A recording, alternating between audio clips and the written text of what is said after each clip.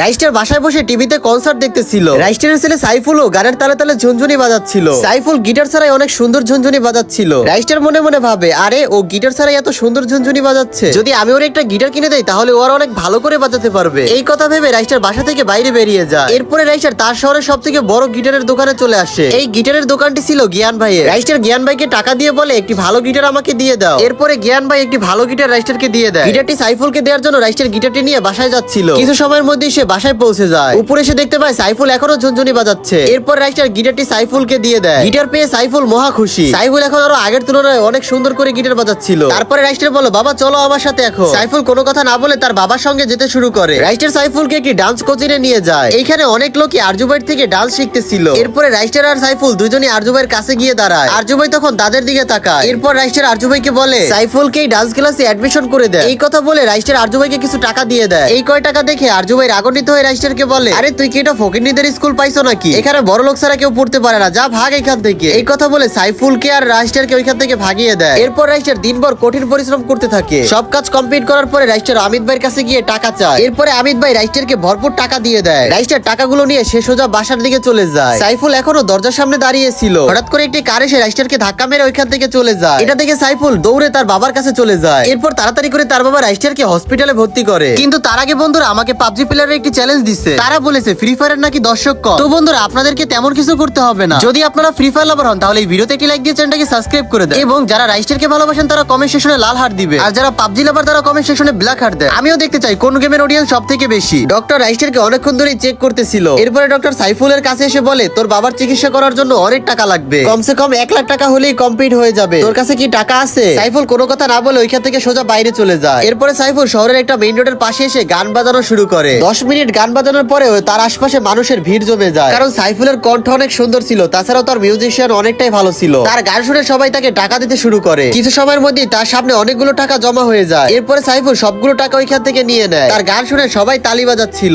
এরপরে সাইফুল হসপিটালের দিকে রওনা হয়। কিছু সময়ের মধ্যেই সে হসপিটালের ভিতরে চলে আসে। এরপর ডক্টরের সবগুলো টাকা দিয়ে দেয়। ডক্টর রাইস্টারের চিকিৎসা করা শুরু করে দেয়। চিকিৎসা করতে করতে রাইস্টার হুট করে মারা যায়। এরপরে ডক্টর সাইফুলের কাছে এসে কান্না করতে করতে বলে, বাবা আমি তোমার বাবাকে বাঁচাতে পারি নাই, তোমার বাবা রাইস্টার মারা গেছে। এটা দেখে সাইফুল অনেকটাই কষ্ট পায় আর কান্না করতে থাকে। তো বন্ধুরা গল্পটা যদি তোমাদের কাছে ভালো লেগে থাকে তাহলে চ্যানেলটিকে সাবস্ক্রাইব করতে ভুলো না।